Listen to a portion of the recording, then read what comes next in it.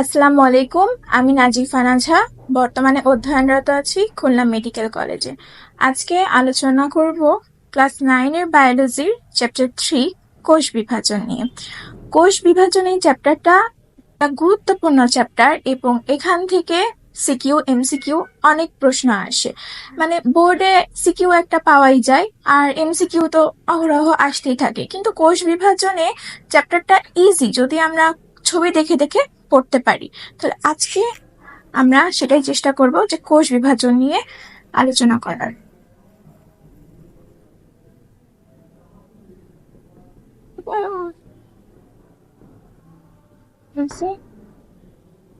Chapter 3.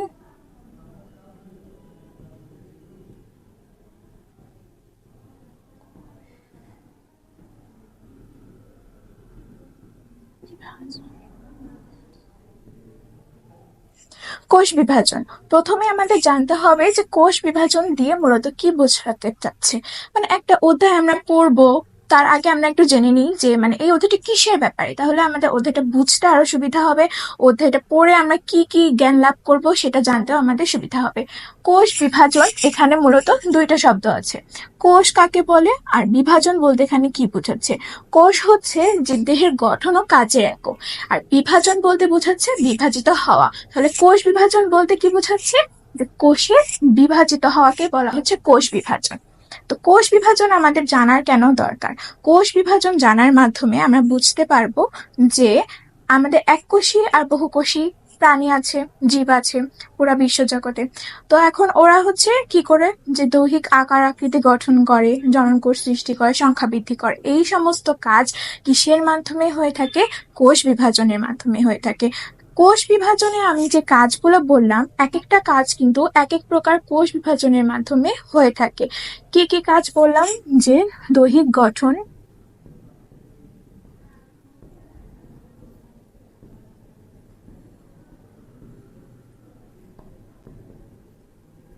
জননকোষ সৃষ্টি,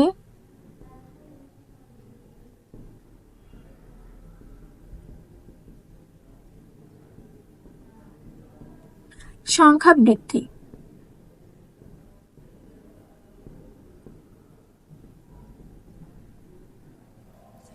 দৈহিক গঠনটা মূলত হয়ে থাকে মাইটোসিস কোষ বিভাজনের মাধ্যমে।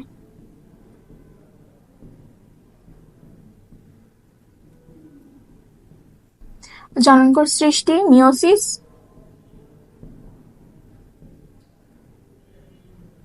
আর সংখ্যা বৃদ্ধি অ্যামাইটোসিস।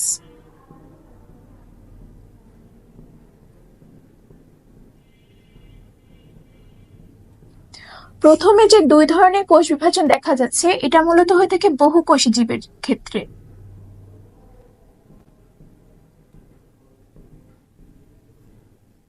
আর অ্যামাইটোসিস দেখা যায় এককোষী জীবের ক্ষেত্রে।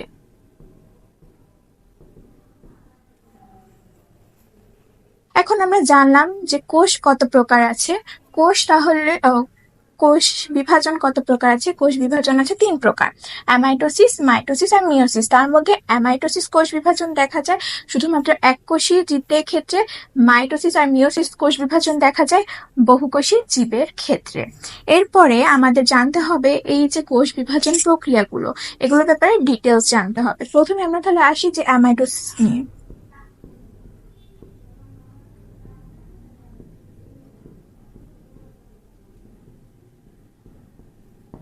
অ্যামাইটোসিস, আমরা বললাম কি অ্যামাইটোসিস কোষ বিভাজন কাদের ক্ষেত্রে দেখা যাবে?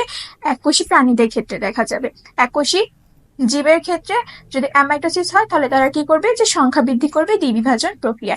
অ্যামাইটোসিস প্রক্রিয়াটা কিভাবে সম্পন্ন হয়ে থাকে একটা চিত্রের মাধ্যমে বোঝালে সহজেই বোঝা যায়।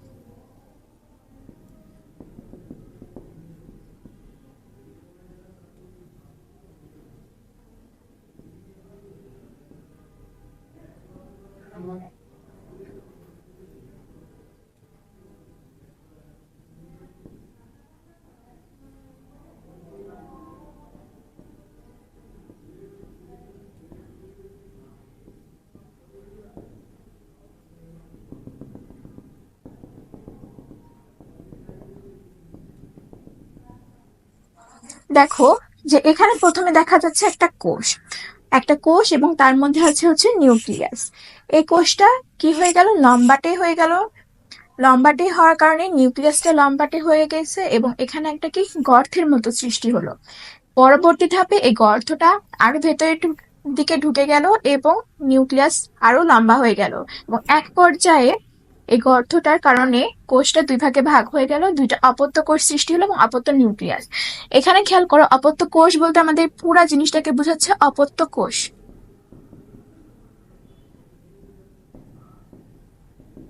আর শুধুমাত্র এই গোল অংশটুকু হচ্ছে অপত্য নিউক্লিয়াস।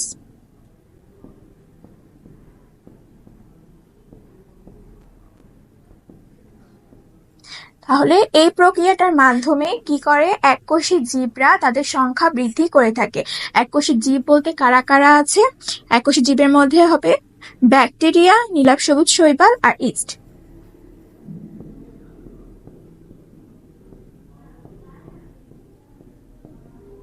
ব্যাকটেরিয়া, ইস্ট আর নীলাভ সবুজ শৈবাল।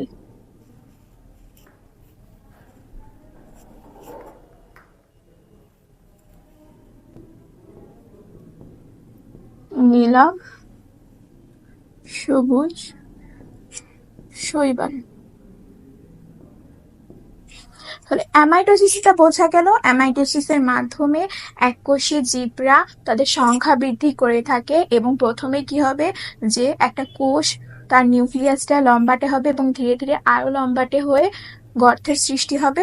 যখন গর্তটা ভেতরের দিকে আরো চলে যাবে তখন কি হবে, দুইটা অপত্য কোষের সৃষ্টি হবে। এভাবে মূলত এককোষী জীবরা তাদের সংখ্যা বৃদ্ধি করে থাকে। এইটা গেল। এখান থেকে এমসিকিউ হিসেবে ইম্পর্টেন্ট আসে যে কোন প্রক্রিয়ায় এককোষী জীবরা তাদের সংখ্যা বৃদ্ধি করে থাকে বা নিচে কোন কোষ বিভাজনটি এককোষী জীবদের ক্ষেত্রে প্রযোজ্য, অ্যামাইটোসিস। এরপরে আসবো আমরা মোস্ট ইম্পর্টেন্ট মাইটোসিস, কোষ বিভাজন।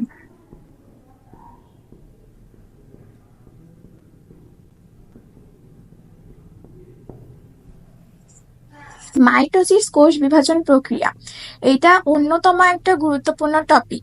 এখান থেকে সিকিউ থেকে অনেক কিছু আসে, এমসিকিউতেও অনেক কিছু আসে। আর এই জিনিসটা তোমাকে ভালোভাবে বুঝতে হবে কারণ এটা হচ্ছে বেসিক। এটার উপরে তোমার ইন্টারেও অনেক আলোচনা আছে এবং যদি তোমাদের মেডিকেল উদ্দেশ্য থাকে মেডিকেলে যেও এই ব্যাপারে অনেক কিছু আলোচনা আছে। তো এখন তোমরা বেসিক যে জিনিসগুলো শিখবা এটার উপর ভিত্তি করে কিন্তু পরবর্তীতে আলোচনাগুলো আরো বড় হবে, তখন যে তোমাদের জিনিসগুলো বুঝতে সুবিধা হবে যদি এখনই তোমরা ভালোভাবে এইটা আয়ত্ত করে নিতে পারো। তো আজকে আমি মাইটোসিস কোষ বিভাজনটা তোমাদের সুবিধার জন্য বোঝাবো চিত্র এঁকে এঁকে। যদি তোমরা চিত্র দিয়ে বুঝতে পারো তাহলে এখানে মুখস্থ করার কোনো বিষয়ই থাকবে না। মাইটোসিস কোষ বিভাজন, প্রথমে আমরা বুঝি যে মাইটোসিস কোষ বিভাজন এইটা বৈশিষ্ট্যটা কি, এই কোষ বিভাজনে কি বৈশিষ্ট্য। এই ক্ষেত্রে কি হবে যে ক্রোমোজোম আর নিউক্লিয়াস মাত্র একবারই বিভাজিত হবে, দুইবার কিন্তু বিভাজিত হবে না, মাত্র একবার বিভাজিত হবে এবং বিভাজিত হওয়ার পরে মাতৃকোষ থেকে দুইটা অপত্য কোষের সৃষ্টি হবে। অপত্য কোষের বৈশিষ্ট্য কি হবে, ক্রোমোজোম সংখ্যা এবং তার গুণাগুণ মাতৃকোষের অনুরূপ হবে। এই যে মাইটোসিস কোষ বিভাজনের এতগুলো বৈশিষ্ট্য বললাম, মাইটোসিস কোষ বিভাজন কেন হয়, প্রাণী এবং উদ্ভিদের দৈর্ঘ্য ও প্রাণী ও উদ্ভিদের বৃদ্ধির জন্য, দৈহিক গঠনের জন্য এবং দৈহিক বৃদ্ধির জন্য। তো প্রাণী দেহের কোথায় মাইটোসিস কোষ বিভাজন দেখা যাবে, দেহকোষে। এবং উদ্ভিদ দেহে কোথায় মাইটোসিস কোষ বিভাজন দেখা যাবে, বর্ধনশীল অংশ, যেমন উদ্ভিদের কাণ্ড, মূলের অগ্রভাগ, ভ্রূণমুকুল, বর্ধনশীল পাতা, মুকুল ইত্যাদি। আচ্ছা, এরপরে আমরা আসবো যে মাইটোসিস কোষ বিভাজন। আমরা বললাম এটা বৈশিষ্ট্য কি, এটা দিয়ে কি আসলে কাজ হয়, এটা কোথায় হয়ে থাকে। এখন আমরা আসবো যে মাইটোসিস কোষ বিভাজন প্রক্রিয়াটা আসলে কিভাবে হয়ে থাকে। প্রক্রিয়াটা হয়ে থাকে দুইটা ধাপের, ক্যারিওকাইনোসিস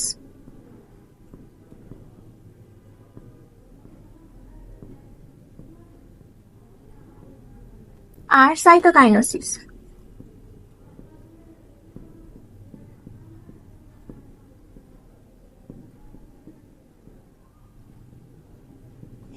ক্যারিওকাইনোসিস আর সাইটোকাইনোসিস। ক্যারিওকাইনোসিস বলতে আমাদের কি বোঝাচ্ছে? নিউক্লিয়াসের বিভাজন। সাইটোকাইনোসিস বলতে আমাদের কি বোঝাচ্ছে? সাইটোপ্লাজমের বিভাজন। মানে যে কোষটায় মাইটোসিস বিভাজন হবে, সেখানে কি হবে? প্রথমে নিউক্লিয়াসের বিভাজন হবে, পরবর্তীতে সাইটোপ্লাজমের বিভাজন হবে এবং অপত্য কোষের সৃষ্টি হবে। ক্যারিওকাইনোসিসটা আবার 5টা ভাগে হয়ে থাকে, 5টা পর্যায় আছে ক্যারিওকাইনোসিসের। ক্যারিওকাইনোসিসের 5টা পর্যায়, 5টা ভাগ না তো পর্যায়, 5টা পর্যায় আছে। তো এখানে এমসিকিউ হিসেবে আমি একটা গুরুত্বপূর্ণ কথা বলতে চাচ্ছি যে মাইটোসিস কিন্তু প্রক্রিয়াটা 2 ভাবে সম্পন্ন হয়, 2 ভাগে, ক্যারিওকাইনোসিস আর সাইটোকাইনোসিস। কিন্তু ক্যারিওকাইনোসিস সম্পন্ন হতে কিন্তু আবার 5টা পর্যায় আছে। তো মাইটোসিস যে কয়টা প্রক্রিয়া সম্পন্ন হয়, মানে এটা দিলে কিন্তু তোমার 2টা বলতে হবে, 5টা বলা যাবে না। ক্যারিওকাইনোসিস যখন হবে তখন কিন্তু 5টা পর্যায়। এই 2 আর 5 এই হিসাবটা কিন্তু এখানে খেয়াল রাখতে হবে। এবার ক্যারিওকাইনোসিস নিয়ে ডিটেলস আলোচনা করব।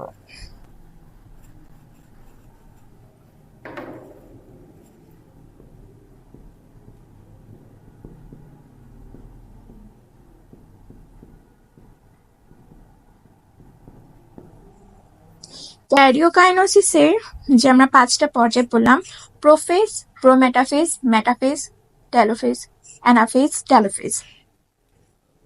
প্রথমে প্রোফেজ নিয়ে আলোচনা।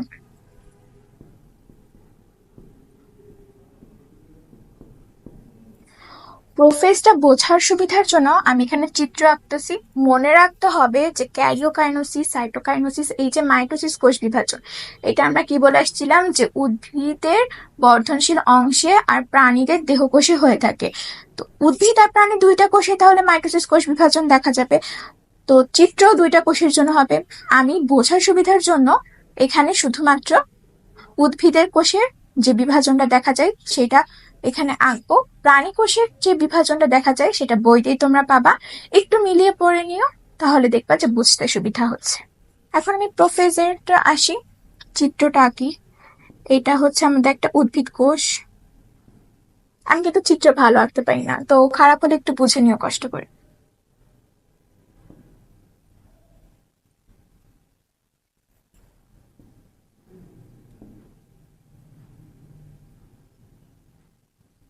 আচ্ছা, এটা হচ্ছে আমাদের নর্মাল উদ্ভিদ কোষ। এখানে কিন্তু এখনো মাইটোসিস শুরু হয়নি। মাইটোসিস যখনই শুরু হবে এখানে কিছু পরিবর্তন লক্ষ্য করা যায়।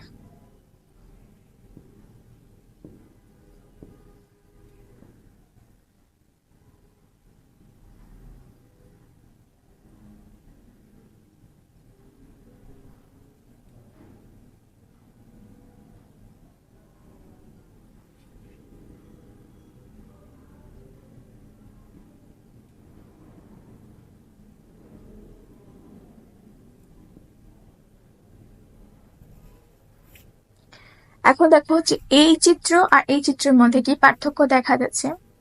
এখানে আমাদের নিউক্লিওলাস আছে, নিউক্লিয়ার মেমব্রেনটা আছে, আর এখানে কি ক্রোমোজোম গুলো কুণ্ডলী পাকানো অবস্থায় আছে। যখন এই চিত্রে দেখা যাবে তখন নিউক্লিয়াস আর নিউক্লিওলাস আর এটা হচ্ছে নিউক্লিয়ার মেমব্রেন, এটা হচ্ছে বিলুপ্ত হওয়া শুরু করবে। আর যেটা হচ্ছে ক্রোমোজোম গুলো, এগুলো কিন্তু এখানে মোটা দেখা যাচ্ছে। তাহলে এটা কেন হলো? এখানে হচ্ছে নিউক্লিয়াসের আকারটা বড় হবে, নিউক্লিয়াসের আকারটা বড় হবে আর হচ্ছে ক্রোমোজোম থেকে পানি হ্রাস পাবে। ক্রোমোজোম এখানে কিন্তু চিকন, এখানে কিন্তু মোটা। এখানে চিকন এখানে মোটা হওয়ার মেইন কারণ কি? এখানে পানিটা ক্রোমোজোম থেকে বের হয়ে যাচ্ছে, বের হয়ে যাওয়ার কারণে তখন ক্রোমোজোম গুলো এখানে মোটা দেখা যাচ্ছে আণুবীক্ষণিক যন্ত্রের নিচে। আরেকটা কি, এখানে হচ্ছে ক্রোমাটিড দেখা যাবে। ক্রোমাটিডের কথা কি বলতেছে? যে ক্রোমাটিড, আমি এখানে কিন্তু ক্রোমাটিড প্রথমে আঁকিনি তোমাদের বোঝার সুবিধার জন্য। ক্রোমাটিড বলতে কি বোঝাচ্ছে? যে ক্রোমোজোম গুলো আমাদের এই যে সেন্ট্রোমিয়ার মাঝখানে যে গোল্লা গোল্লা অংশ দেখতেছো আমি কালো করে দিচ্ছি, এগুলো হচ্ছে সেন্ট্রোমিয়ার। সেন্ট্রোমিয়ার ছাড়া তারা লম্বালম্বি 2 ভাগে ভাগ হবে, লম্বালম্বি 2 ভাগে ভাগ হবে। এই দেখো প্রত্যেকটাতে আরো একটা করে পেয়ার এক্সট্রা কিন্তু অ্যাড হচ্ছে। হ্যাঁ, তখন এটাকে আমাদের কি বলবো? যে ক্রোমাটিড বলবো, তাহলে আমাদের প্রোফেজ ধাপে মেন কি পয়েন্ট, 3টা কি পয়েন্ট থাকবে, কি পয়েন্ট ধরে ধরে পড়বা, তাহলে কিন্তু তোমাদের ছবি বুঝতে সুবিধা হবে, লিখতে সুবিধা হবে। বই কিন্তু একটু ডিটেলস করে বলা আছে, তো ছবি দেখে বুঝে বুঝে যদি পড়তে চাও তাহলে কি পয়েন্টগুলো ভালো করে মনে রাখবা। এখন আমি আরেকবার বলতেছি তোমাদের সুবিধার জন্য। 1 নাম্বার হচ্ছে নিউক্লিয়াস বড় হবে, 2 নাম্বার হচ্ছে ক্রোমোজোম থেকে পানি বের হয়ে যাবে, বের হয়ে যাওয়ার কারণে ক্রোমোজোম গুলো কি লাগবে, মোটা লাগবে মাইক্রোস্কোপের নিচে। এবং 3 নাম্বার পয়েন্ট হচ্ছে কি, ক্রোমাটিড ফর্ম করবে। ক্রোমাটিড কিভাবে তৈরি হলো, সেন্ট্রোমিয়ার ব্যতীত ক্রোমোজোম গুলো যদি লম্বালম্বি ভাবে 2 ভাগে ভাগ হয়ে যায়, তখন আমাদের যেটা তৈরি হচ্ছে এটাকে কি বলবো, ক্রোমাটিড। এই 3টা কি পয়েন্ট গেল। এখন আমাদের আসবো হচ্ছে প্রোফেজ গেল, এরপর হচ্ছে metaphase. Prometaphase,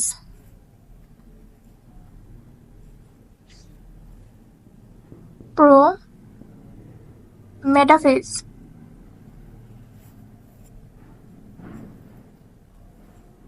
prometaphase, prometaphase.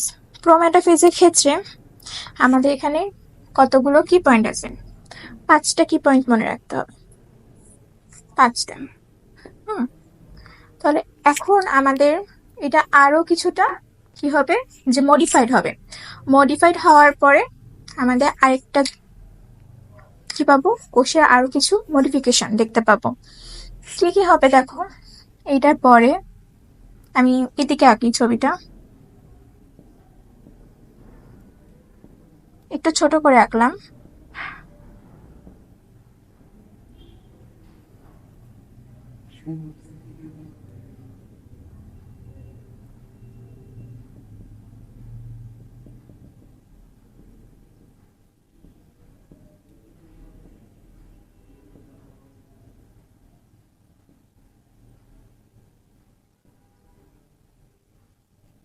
তো দেখো, এখানের সাথে যখন এই ছবিটার তুলনা করা হচ্ছে, কিছুটা জিনিস হলেও কিন্তু আমাদের বোঝা যাচ্ছে, কিন্তু হুট করে যখন এখানে ছবিটা আসলো, এখানে কিন্তু অনেক কিছু এক্সট্রা জিনিস আসছে, অ্যাড হয়েছে। তো কি কি এখানে এক্সট্রা জিনিস অ্যাড হলো, প্রথমে দেখো এই যে এই শেপের একটা জিনিস, তো এটা তোমরা হচ্ছে জানতে চাচ্ছো যে কি জিনিস এটা। এটা হচ্ছে স্পিন্ডল যন্ত্র। কি আকৃতির, মাকু আকৃতির। এটার যে আকৃতি সেটা হচ্ছে মাকু। স্পিন্ডল যন্ত্র কোনটা বুঝাচ্ছি আমি, এই যে এইরকম যে জিনিসটা, এটাকে আমি স্পিন্ডল যন্ত্র বলতে চাচ্ছি। এই যে এই পুরোটা হচ্ছে স্পিন্ডল যন্ত্র, যে আকৃতি সেটা হচ্ছে মাকু আকৃতি। প্রত্যেকটা লাইন যে এখানে আমি ড্র করছি তোমরা দেখতে পাচ্ছ, এগুলো হচ্ছে স্পিন্ডল তন্তু, স্পিন্ডল তন্তু। এবং এদের যে 2টা মাথা আছে সরু, মাঝখানে মোটা, মাথা 2টাকে বলতেছে মেরু। এটা একটা মেরু, এটা একটা মেরু। মাঝখানের যে পার্টটা সেটা হচ্ছে কি ইকুয়েটর অঞ্চল, ইকুয়েটর অথবা বিষুবীয় অঞ্চল। ইম্পর্টেন্ট জিনিস হচ্ছে 2টা নামই মনে রাখতে হবে, ইকুয়েটর অথবা বিষুবীয় অঞ্চল। কেন, কারণ এমসিকিউতে কিন্তু যে কোনোটা দিয়ে আসতে পারে, আবার সিকিউতে আসতে পারে। তখন যদি তুমি ধরতে পারো যেখানে কি হিসেবে কি বলা হচ্ছে। আচ্ছা, এরপরে আমাদের কি আসতেছে, যে এখানে যে ডট ডট দেওয়া আছে, ডট ডট দেওয়া আছে, এখানেও ডট ডট দেওয়া আছে। এটা কি বোঝাচ্ছি, এখানে বোঝাচ্ছি যে নিউক্লিওলাস আর নিউক্লিয়ার মেমব্রেন এটা প্রায় বিলুপ্ত হয়ে গেছে। বিলুপ্ত হয়ে কিন্তু শেষ হয়ে যায়নি, প্রায় বিলুপ্ত হয়ে গেছে। এইটা নিয়েও কিন্তু এমসিকিউতে খুব প্যাচায়। একটু পরে আমরা যখন মেটাফেজ পর্যায়ে পড়বো, তখন কিন্তু দেখা যাবে যে কমপ্লিট বিলুপ্ত হয়ে আসছে, মানে ওখানে দেখাই যাবে না। এখানে যেমন ডট ডট দিয়ে বোঝানো হচ্ছে যে বিলুপ্ত হওয়া শুরু করছে, ওখানে কোনো কিছু দেখা যাবে না, টোটাল ক্লিয়ার থাকবে। তো যখন বলবে যে নিউক্লিওলাস আর নিউক্লিয়ার মেমব্রেন কোন পর্যায়ে বিলুপ্ত থাকে, অবশ্যই এবং অবশ্যই মেটাফেজ, আর বিলুপ্ত হওয়া শুরু করে অবশ্যই অবশ্যই প্রো মেটাফেজ। আচ্ছা, এরপরে আমাদের কি বলতেছে, যে স্পিন্ডল যন্ত্র তৈরি হলো, স্পিন্ডল তন্তু তৈরি হলো, ইকুয়েটর অঞ্চল তৈরি হলো। এরপরে হচ্ছে আমরা দেখা যাচ্ছে যে এখানে ক্রোমাটিড গুলো আছে। ক্রোমাটিড গুলো কি করতেছে, যে স্পিন্ডল যে যন্ত্র তার কিন্তু কিছু কিছু তন্তুর সাথে এরা অ্যাড হয়েছে। সবকটার সাথে অ্যাড হয়েছে, ভালো করে দেখলে বুঝতে পারছো, সবকটার সাথে অ্যাড হয়নি, কিছু কিছু তন্তুর সাথে তারা অ্যাড হয়েছে। অ্যাড হয়েছে কি দিয়ে অ্যাড হলো, সেন্ট্রোমিয়ার দিয়ে। সেন্ট্রোমিয়ার দিয়ে অ্যাড হয়েছে, যাদের সাথে তাদেরকে কি বলা হচ্ছে, আকর্ষণ তন্তু। আকর্ষণ তন্তু অথবা ট্র্যাকশন ফাইবার অথবা ক্রোমোজোমাল তন্তু। এই নামগুলো কিন্তু সবগুলোর নামই মনে রাখতে হবে। এমন না যে তুমি একটা নাম মনে রাখলা আর বাকিগুলো মনে রাখলা না, যদি পরীক্ষায় বাকিগুলো দিয়ে দেয় তখন কিভাবে বুঝবা? তিনটা নামই একদম কষ্ট করে মনে রাখতে হবে। এরপরে হচ্ছে আরেকটা আছে যে প্রাণীর ক্ষেত্রে শুধুমাত্র প্রোমেটাফেজ, এই জিনিসটা একটু গুরুত্বপূর্ণ, একটু নোট করবা যে শুধুমাত্র প্রোমেটাফেজ এই ধাপে প্রাণীর ক্ষেত্রে একটা এক্সট্রা জিনিস আসবে, প্রাণী কোষের ক্ষেত্রে এক্সট্রা জিনিস আসবে যেটা উদ্ভিদ কোষের ক্ষেত্রে নেই। কি এক্সট্রা জিনিস আসবে? সেন্ট্রিওল। সেন্ট্রিওল কি করবে? সেন্ট্রিওল কিন্তু প্রাণী কোষের ক্ষেত্রে আছে, উদ্ভিদ কোষে নেই। এখন এটা কেন নেই, এটা তোমাদের খুঁজে বের করার জিনিস, আশা করি খুঁজে বের করতে পারবা। আচ্ছা, এরপরে হচ্ছে যে সেন্ট্রিওল, সেন্ট্রিওল হচ্ছে দুইটা মেরুতে যাবে, মেরুতে যাওয়ার পরে তারা একটা রে ছড়াবে, রে বলতে বোঝাচ্ছে আলোক রশ্মি, আলোক রশ্মি ছড়াবে যেটাকে বলতেছে অ্যাস্টার রে। তো এই ধাপে আমাদের গেল প্রোমেটাফেজ। প্রোমেটাফেজে তাহলে পাঁচটা কি পয়েন্ট কি বললাম, ছবি দেখে দেখে বলার চেষ্টা করবা। ফার্স্টেই কোনো কিছু খাতা বা বই দিকে তাকাবে না, ছবি দেখে দেখে বলবা যে এখানে হচ্ছে নিউক্লিওলাস, নিউক্লিয়ার মেমব্রেন বিলুপ্ত হবে, একটা স্পিন্ডল যন্ত্র তৈরি হলো, ক্রোমোজোম গুলো কি হবে, সেন্ট্রোমিয়ার লাগবে তন্তুগুলোর সাথে, যেটাকে হচ্ছে আকর্ষণ তন্তু বা ট্রাকশন ফাইবার বলা হচ্ছে, এবং প্রাণীদের ক্ষেত্রে কি হবে, অ্যাস্টার রে আসবে।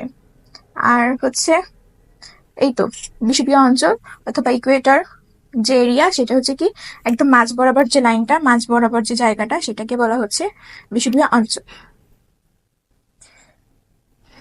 এবার যেটা নিয়ে আলোচনা করব সেটা হচ্ছে মেটাফেজ। মেটাফেজের ক্ষেত্রে চারটা কি পয়েন্ট হচ্ছে, চারটা কি পয়েন্ট দিয়ে দিয়ে মনে রাখাই সহজ হবে। মেটাফেজের ক্ষেত্রে আমি ছবিটা মুছে ফেললাম, এই ছবিটা মুছে ফেললাম।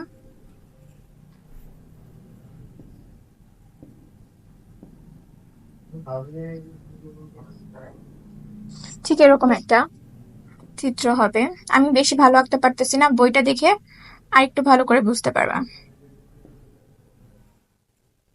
হুম, যতটুকু পারছি আর কি আঁকছি, আশা করি বোঝা যাচ্ছে। এখানে বলতেছে কি যে ক্রোমোসোম গুলো, এখানে তো কি দেখা যাচ্ছে বলতো, বিষুবীয় অঞ্চল আছে না, সব সব মাঝ বরাবর আছে, দেখো আমি কিন্তু সব মাঝ বরাবর আঁকছি, এই অঞ্চল বরাবর ক্রোমোসোম গুলো সব অবস্থান করতেছে। তাহলে কি বলা যায় যে এরা সবাই বিষুবীয় অঞ্চলে অবস্থান করতেছে। এবং ক্রোমোসোম গুলো এখানে হবে সর্বাধিক মোটা ও খাটো, ইম্পর্টেন্ট এমসিকিউ, বইতে মার্ক করে রাখতে পারো। সর্বাধিক মোটা ও খাটো হয় কোন পর্যায়ে, মেটাফেজ পর্যায়ে, এটা কিন্তু আসে, এটা অনেকবার আসে। তারপরে হচ্ছে এখানে কি হবে যে ক্রোমোজোম সর্বাধিক মোটা ও খাটো, নিউক্লিয়াস ও নিউক্লিয়ার মেমব্রেন কিন্তু টোটালি বিলুপ্ত প্রায়। এখানে দেখছো ডট ডট দিয়ে কিন্তু দেখানো হয়নি, ডট ডট দিয়ে দেখানো হয়নি, এটা টোটাল কিন্তু বিলুপ্ত হয়ে গেছে। আচ্ছা, তারপরে আরেকটা জিনিস আছে যে এই যে ক্রোমাটিড গুলো, এই যে চারটা, একটা গোল চারটা জিনিসকে ধরে রাখছে, এভাবে দেখতে পাচ্ছ, একটা গোল চারটা জিনিসকে যে ধরে রাখছে, এগুলোর যে আকর্ষণ এটা ধীরে ধীরে কমতে থাকে আর বিকর্ষণ কি হয়, বাড়তে থাকে। আচ্ছা ঠিক আছে, এখন মেটাফেজ থেকে আমাদের এই কয়টা জিনিসই কি কি বললাম আমরা, এখানে সর্বাধিক খাটো মোটা হয় ক্রোমোসোম গুলো, বিষুবীয় অঞ্চলে বিন্যস্ত থাকে, সাথে নিউক্লিয়াস ও নিউক্লিয়ার মেমব্রেন টোটালি থাকে না, মানে একদম বিলুপ্ত প্রায়। আর কি হয় যে আকর্ষণ কমতে থাকে ক্রোমাটিড গুলোর মধ্যে আর বিকর্ষণ বাড়তে থাকে। মেটাফেজ শেষ, এরপর হচ্ছে অ্যানাফেজ। অ্যানাফেজ তারপর হচ্ছে টেলোফেজ। অ্যানাফেজ,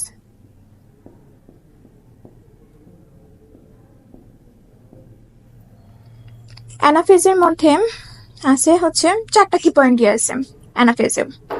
অ্যানাফেজের জিনিস কি হবে, দেখো আমি ছবিগুলো মুছে দিই আরেকবার।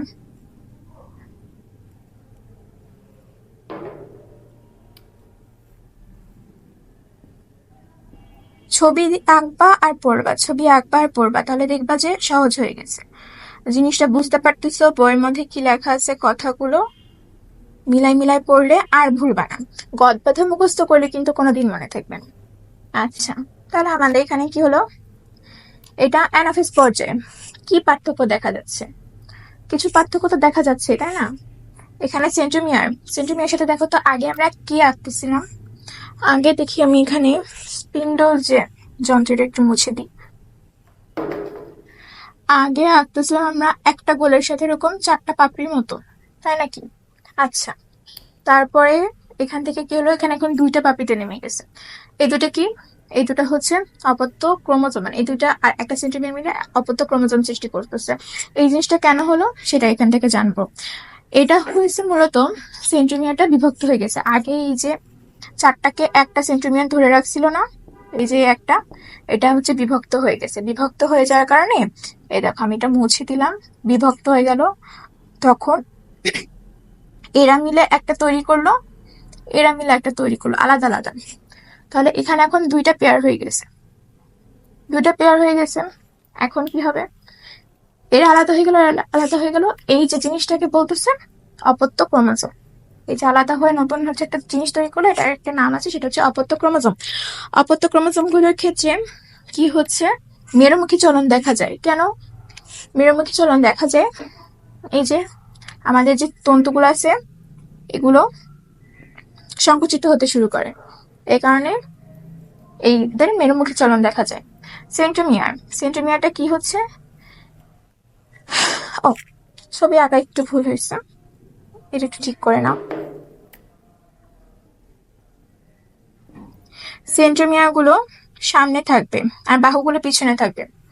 বইতে দেখো লেখা আছে যে সেন্ট্রোমিয়ার হচ্ছে অগ্রগামী, বাহুদ্বয় অনুগামী। কঠিন বাংলা ভাষায় লেখা আছে। অগ্রগামীটা বলতে কি বোঝাচ্ছে, যে সামনের দিকে থাকবে, আর অনুগামীটা বলতে বোঝাচ্ছে যে পেছনের দিকে থাকবে। তো এটাই দেখো চিত্র দেখে বোঝা যাচ্ছে। আমি কিভাবে বুঝলাম আমার চিত্রে ভুল হয়েছে, এই যে আমি চিত্র দেখে দেখে কিন্তু তোমাদেরকে পড়াচ্ছি, এই কারণে যে এখানে সেন্ট্রোমিয়ারটা সামনের দিকে থাকবে আর বাহুগুলো পেছনের দিকে থাকবে। এটার কারণে বিভিন্ন ধরনের শেপ তৈরি হবে। Important for MCQ, V L J I, V L J I, এটা কিন্তু ভোলা যাবে না, এটা কিন্তু মেডিকেল অ্যাডমিশনের টেস্টেও আসে। তো যাদের ইচ্ছা মেডিকেলের দিকে যাবা, তো এগুলো হচ্ছে ভালো করে এখন থেকে মনে করে রাখো, তাহলে ওই সময় যে যদি পড়ার সময় নাও পাও, যাতে অ্যাটলিস্ট অ্যান্সার করতে পারো। তো ভি এল জে আই, এই জিনিসগুলো কি আসলে, এগুলো হচ্ছে আকৃতি, অপত্য ক্রোমোজোমের আকৃতি। যখন এরা কি মেরুমুখী চলন শুরু হয়, তখন এদের এই ধরনের আকৃতি দেখা যায়। ভি আকৃতির একটা নাম আছে, সেটা হচ্ছে মেটাসেন্ট্রিক। এল আকৃতি হচ্ছে সাবমেটাসেন্ট্রিক। জে হচ্ছে অ্যাক্রোসেন্ট্রিক। আর আই হচ্ছে টেলোসেন্ট্রিক। এগুলো মনে রাখবে, এগুলো খুব ইম্পর্টেন্ট। এবং সর্বশেষ হচ্ছে যে এরা কি করে, মেরুতে চলে যায়, এরা মেরুতে পৌঁছে যাবে।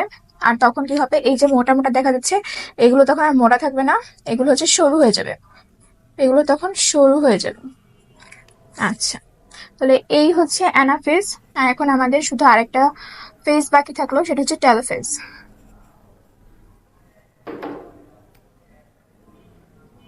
টেলোফেজ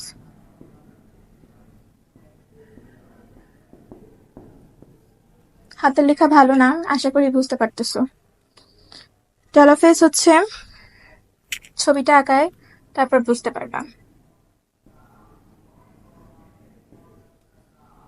টেলোফেজ যেহেতু সর্বশেষ ধাপ, তাহলে স্বাভাবিকভাবেই বোঝা যাচ্ছে যে অপত্য দুইটা কোষ কিন্তু এখানে তৈরি হয়ে যাবে। অপত্য দুটো কোষ তৈরি হয়ে যাবে, অপত্য দুইটা কোষ না, সরি, অপত্য দুইটা নিউক্লিয়াস তৈরি হবে। কেন? কারণ এখানে টেলোফেজ হচ্ছে ক্যারিওকাইনেসিসের শেষ ধাপ। দেখছো আমার কিন্তু ভুল হয়ে গেছিল, তো এরকম ভুল করা যাবে না। এখানে কি তৈরি হবে, অপত্য দুইটা নিউক্লিয়াস তৈরি হবে। কোষ তৈরি হওয়া এখনো দেরি আছে, কোষ তৈরি হতে কি করা লাগবে, সাইটোকাইনেসিসের দরকার আছে। আচ্ছা,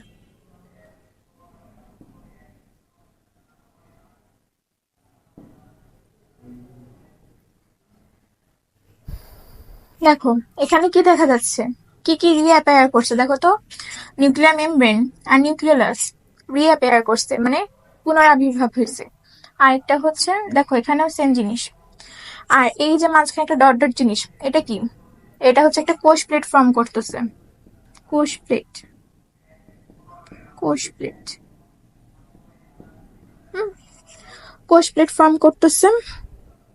এখন এখানে কি আছে, যে স্পিন্ডল যে তন্তু, স্পিন্ডল তন্তুটা এখানে ডট ডট ডট দিয়ে আঁকতেছি। কেন কেন ডট ডট দিলাম, ডট ডট দেওয়ার কারণ হচ্ছে যেখানে স্পিন্ডল তন্তুটা বিলুপ্ত হওয়া শুরু করছে, স্পিন্ডল তন্তু বিলুপ্ত হয়ে যাচ্ছে, নিউক্লিওলাস নিউক্লিয়ার মেমব্রেন রিঅ্যাপিয়ার করছে, এবং সেই সাথে কি কোষ প্লেট তৈরি হচ্ছে।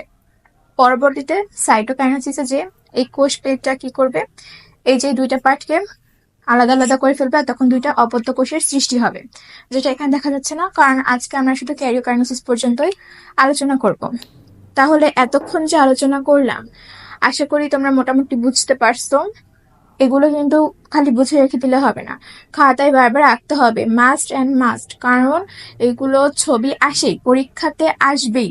এই ছবিগুলো প্র্যাকটিস করবা, লিখতে মন না চাইলে ছবি দেখে দেখে মুখে মুখে বলবা যে কি কি ঘটনা ঘটতেছে, আমি যেভাবে পড়াই দিলাম সেভাবে একটু পড়ার চেষ্টা করবা।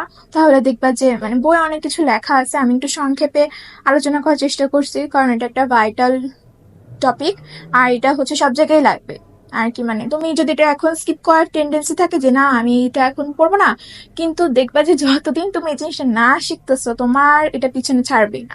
তো এখন সময় আছে, সুযোগ আছে, এখনই শিখে ফেলো।